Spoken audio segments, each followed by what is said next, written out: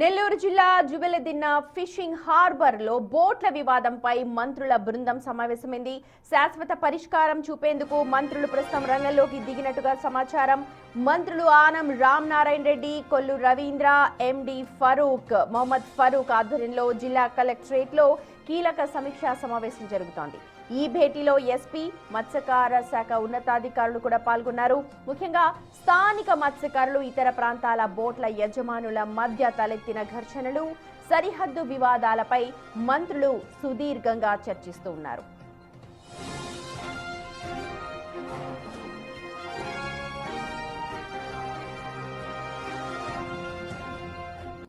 ఇప్పటికే ఈ అంశంపై మంత్రి ఆనం ఘాటుగా స్పందించారు. సముద్రంలో బోట్ల అపహరణను ప్రభుత్వం తీవ్రంగా పరిగణిస్తోందని, ఇలాంటి అరాచకాలను సహించబోము అన్నారు.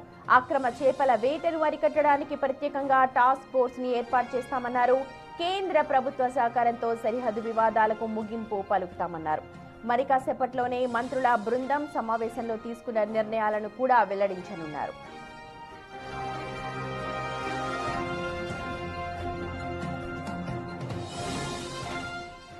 ఇటీవల కాలంలో 18వ తేదీ ఇసుకపల్లిలో నుంచి 4 బోట్లు తరలించుకుపోవడం, జువెలదిన్న ఫిషింగ్ హార్బర్లో ఉన్నటువంటి ఆ బోట్లు 4 బోట్లను తరలించుకుపోవడంతో జిల్లా అధికార యంత్రాంగం దృష్టికి కూడా రావడం, వెంటనే రాష్ట్ర ప్రభుత్వానికి నివేదించడం, రాష్ట్ర ప్రభుత్వంలో దీన్ని సీరియస్గా ఇటువంటి విషయాలు జరగకూడదు, మనం ఏమాత్రం కూడా మన రాష్ట్ర పరిధిలో ఉన్నటువంటి మత్స్య సంపద మన మత్స్యకార కుటుంబాలకి అందాలే తప్ప ఇతరులు ఎవరి జోక్యం మనకు ఉండకూడదు అనేటువంటి ఆలోచన కూడా దీని మీద రావడం జరిగింది.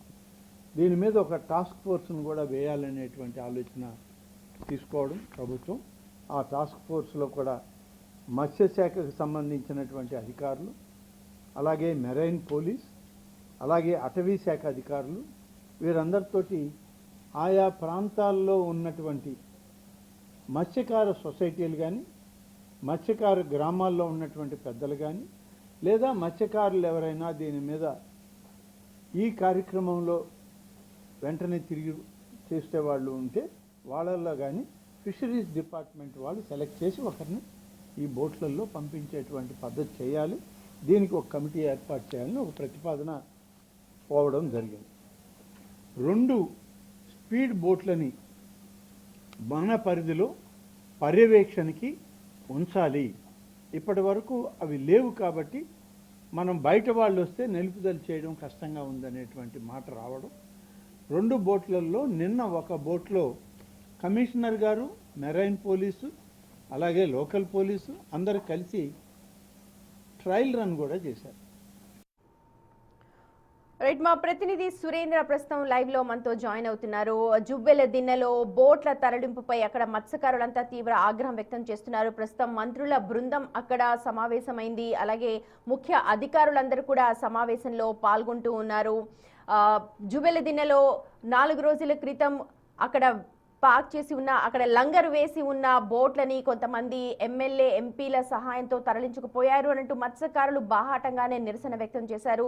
దీనిపైన మంత్రుల బృందం ఇవాళ చాలా సీరియస్ అయి భేటీ అయింది. మత్స్యకారుల సమస్యలు, అలాగే అక్రమంగా అక్కడ జరుపుతోన్న ఫిషింగ్ కావచ్చు, కేంద్ర ప్రభుత్వ సహకారంతో ఒక కమిటీని ఏర్పాటు చేసి శాశ్వతంగా వీటికి ఒక పరిష్కారాన్ని చూపిస్తామంటూ మంత్రి ఆనం రామనారాయణ రెడ్డి ప్రస్తుతం అక్కడ మాట్లాడుతూ ఉన్నారు.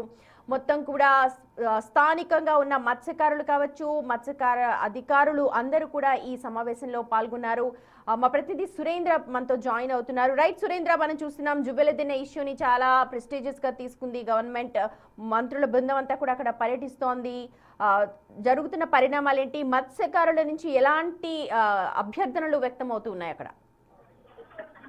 అయితే జువ్వెలదిన్న హార్బర్ వద్ద నిర్బంధించినటువంటి బోట్లు మిస్ అయినటువంటి నేపథ్యంలో ఆ మిస్ అయినటువంటి బోట్లను ఇటు పాండిచేరి, తమిళనాడుకి సంబంధించినటువంటి బోట్లు అవి వాటిని తీసుకెళ్లిపోయినప్పటి నుంచి కూడా ఒక హాట్ టాపిక్ గా మారింది. రాష్ట్ర వ్యాప్తంగా ఏవైతే ఈ యొక్క బోట్లని అక్కడ అక్రమ చేపల వేట సాగిస్తున్నటువంటి నేపథ్యంలో ఆ వేటకు సంబంధించి తమిళనాడు బోట్లు వచ్చినటువంటి క్రమంలో ఆ బోట్లని ఇక్కడ ఉన్నటువంటి ఆంధ్ర మత్స్యకారులు నిర్బంధించడం జరిగింది. నిర్బంధించిన గత 8 నెలలుగా ఇక్కడే ఉన్నటువంటి పరిస్థితి. అయితే ఆ బోట్లన్నీ కూడా ఒక్కసారిగా ఇటీవల మార్చి 17వ తేదీన అర్ధరాత్రి సమయంలో ఈ బోట్లన్నీ కూడా మిస్ అవడం జరిగింది. మిస్ అయిన తర్వాత దానికి సహకరించినటువంటి వారు ఎవరు ఉన్నటువంటి ఈ విషయంపై కూడా మత్స్యకారులు ఆరా తీయడం జరిగింది. ఆరా తీసినటువంటి క్రమంలో మత్స్యకారులంతా కూడా ఈ యొక్క బోట్లు మిస్ అవ్వడానికి మన జరుగుతున్నటువంటి అక్రమ చేపల వేటని నిషేధించాలన్నటువంటి ఉద్దేశంతో ఈ యొక్క పాండిచేరి తమిళనాడుకి సంబంధించిన బోట్లను నిర్బంధించాము. అంటే వీటిని ఎవరు సహకరించి ఇచ్చిన బోట్లని మిస్ చేశారన్నటువంటి విషయం పైన పూర్తిగా వాళ్ళు ఆరా తీసినటువంటి క్రమంలో కొందరి పైన అనుమానాలు రావడం జరిగింది. అయితే వీటిని ఆ బోట్లు కూడా ఆ యొక్క మత్స్యకార గ్రామాలు ఏవైతే ఉంటాయో ఆ గ్రామాలకు సంబంధించి అల్లూరు మండలం ఇసుకపల్లె బంగారపాలెంకి సంబంధించినటువంటి మొదటి కాపులు చేతిలో ఇవి ఆధ్వర్యంలో ఉన్నటువంటి నేపథ్యంలో అయితే ఈ యొక్క మిస్ అవడానికి కూడా ఆ యొక్క మొదటి కాపుకు సంబంధించినటువంటి కుటుంబ సభ్యులు హస్తం ఉందని, మరోవైపు బేదా మస్తానరావు అంటే ఎంపీ బేదా మస్తానరావు హస్తం కూడా ఉందని చెప్పి పలు ఆరోపణలు రావడం జరిగింది. అయితే వచ్చిన నేపథ్యంలో ఆ యొక్క కుటుంబ సభ్యులు ఎవరైతే ఉంటారో ఆ మొదటి కాపు కుటుంబ సభ్యులు కూడా ఆ గ్రామంలో ఇసుకపల్లి గ్రామంలో నిర్బంధించడం జరిగింది. వాళ్ళ కాళ్ళతో చేతులను కూడా కట్టేసి జరిగింది. అయితే ఈ క్రమంలోనే దానిపైన పోలీసులకు సమాచారం రావడంతో పోలీసులు కూడా వారితో మాట్లాడి ఆ యొక్క నిర్బంధంలో ఉన్నటువంటి వారిని విశ్లేషించినటువంటి పరిస్థితి ఉంది. అయితే ఇదంతా కూడా మత్స్యకారులు ఒక్కసారిగా ఏవైతే వేటకు వెళ్ళే మత్స్యకారులు ఉంటారో వారంతా ఒక సమావేశం అయ్యి ఆ యొక్క మొత్తం 142 గ్రామాల్లో కూడా ఒక దొరాయి అంటే చాటింపు వేసుకోవడం జరిగింది. ఏదైతే ఈ విషయంలో మనం అనేక సంవత్సరాలుగా దశాబ్దాల కాలంగా ఈ యొక్క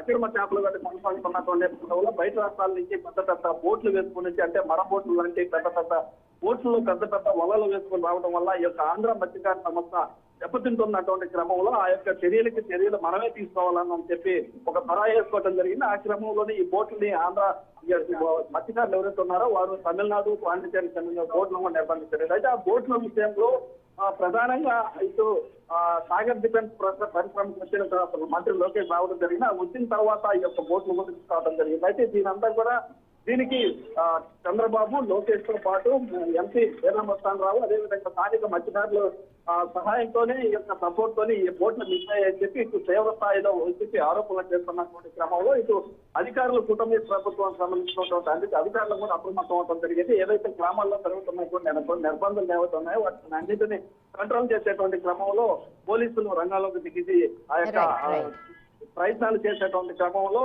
అధికారులంతా కూడా అప్రమత్తమైనటువంటి నేపథ్యంలో అక్కడ వాళ్ళు త్వర చేసుకున్నటువంటి క్రమంలో ఎవరిని కూడా లోపలికి అనుమతించకపోవడంతో అయితే ఒక్కసారిగా కూటమి ప్రభుత్వమైన వరుస విమర్శలు వస్తున్నటువంటి క్రమంలో కూటమి పెద్దలు ఎవరైతే ఉన్నారో మంత్రులంతా కూడా సమావేశం ఏర్పాటు చేయడం జరిగింది. ఈ యొక్క మంత్రుల సమావేశం రైట్ సురేంద్ర, థ్యాంక్ యూ. చూడొచ్చు జువెలి దిన్న వ్యవహారాన్ని ప్రభుత్వం చాలా సీరియస్ గా తీసుకుంది. మంత్రుల కమిటీని ఏర్పాటు చేశారు కేంద్ర సహాయంతో. అక్కడ శాశ్వతంగా వారి సమస్యలు ఏవైతే ఉన్నాయో మత్స్యకారులు వాటన్నిటిని కూడా పరిష్కరిస్తామనంటూ మంత్రుల బృందం అయితే హామీ ఇస్తోంది.